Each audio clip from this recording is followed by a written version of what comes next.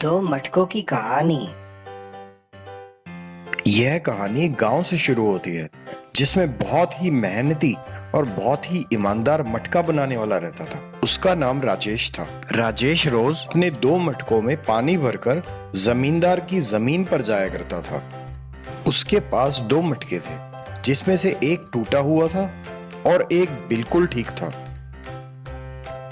एक दिन राजेश जब अपने दोनों मटकों में पानी भरकर जमींदार की जमीन पर जा रहा था तो ठीक मटके ने टूटे हुए मटके को कहा, देखो, मैं तुमसे ज्यादा पानी ले जा सकता हूँ। तुम तो टूटे हुए हो, तुमसे तो सारा पानी निकल जाता है। मैं तुमसे ज्यादा काम आता हूँ। तुम तो सारा पानी बाहर निकाल देते हो। तुम तो किसी काम के नहीं हो, किसी काम नहीं आते हो तुम। ये सुनकर टूटे हुए मटके को बहुत दुख हुआ। उसको बहुत छोटा महसूस हो रहा था और बहुत बुरा भी लग रहा था।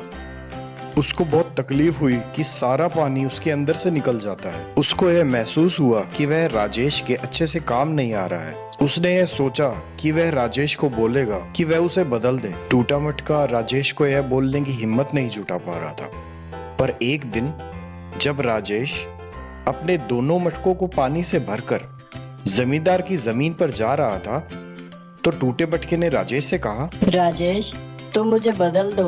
मैं तुम्हारे किसी काम का नहीं हूँ। क्यों? ऐसा क्यों लगता है तुम्हें? देखो, मैं तुम्हारे कोई काम नहीं आता। मैं सारा पानी गिरा देता हूँ। मुझ में छेद है। मैं पुराना हो गया हूँ। मुझसे सारा पानी निकल जाता है और तुम्हें तो अच्छे और नए मटके की जरूरत है, इसीलिए तुम मुझे बदल दो।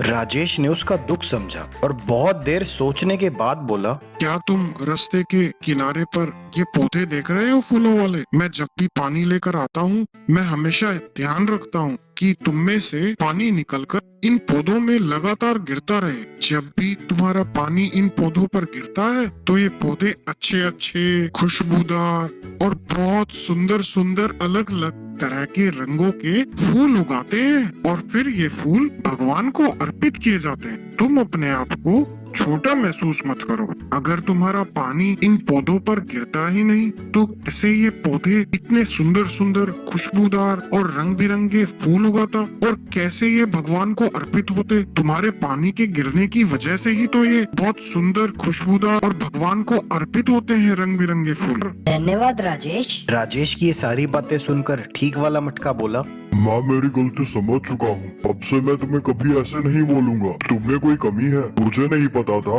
कि तुम तो बहुत काम के हो। तुम्हारी वजह से फूल कितने खुशबूदार रंग बिरंगे होते हैं। धन्यवाद तुम्हारा।